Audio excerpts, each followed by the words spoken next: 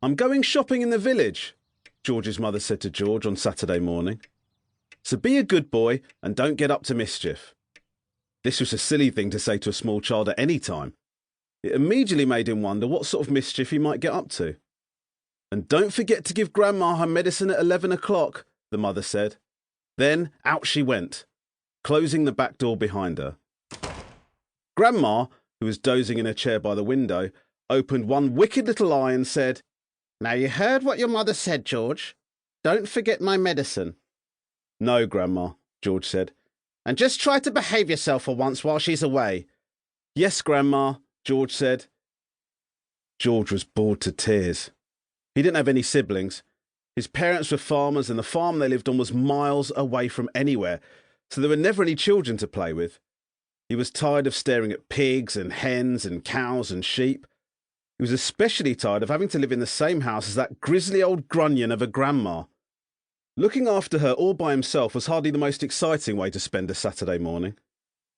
"You can make me a nice cup of tea for a start," Grandma said to George. "That'll keep you out of mischief for a few minutes."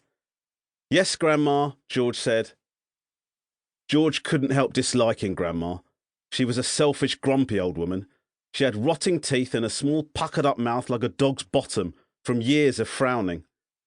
"How much sugar in your tea today, Grandma?" George asked her. "1 spoon," she said, "and no milk."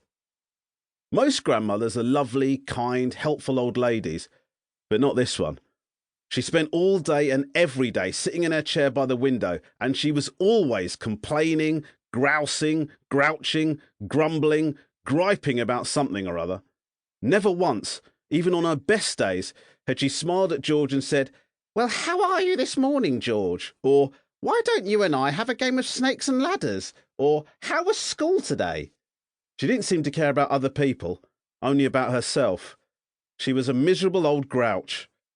George went into the kitchen and made Grandma a cup of tea with a tea bag. He put 1 spoon of sugar in it and no milk. He stirred the sugar well and carried the cup into the living room. Grandma sipped the tea. "It's not sweet enough," she said. "Put more sugar in it." George took the cup back to the kitchen and added another spoonful of sugar. He stirred it again and carried it carefully into Grandma. "Where's the saucer?" she said. "I won't have a cup without a saucer." George fetched her a saucer. "And what about a teaspoon, if you please?"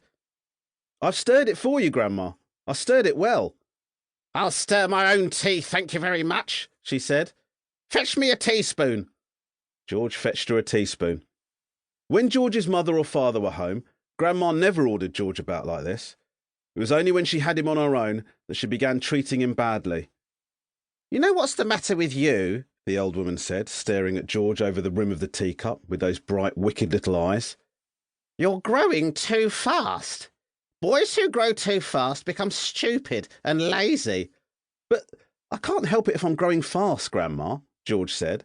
"Of course you can," she snapped. "Growing's a nasty, childish habit." "But we have to grow, Grandma. If we didn't grow, we'd never be grown-ups." "Rubbish, boy, rubbish," she said. "Look at me. Am I growing? Certainly not." "But you did once, Grandma." "Only very little," the old woman answered. "I gave up growing when I was extremely small, along with all the other nasty childish habits like laziness and disobedience and greed and sloppiness and untidiness and stupidity. You haven't given up any of those things, have you?" "I'm still only a little boy, Grandma." "You're 8 years old," she snorted. "That's old enough to know better.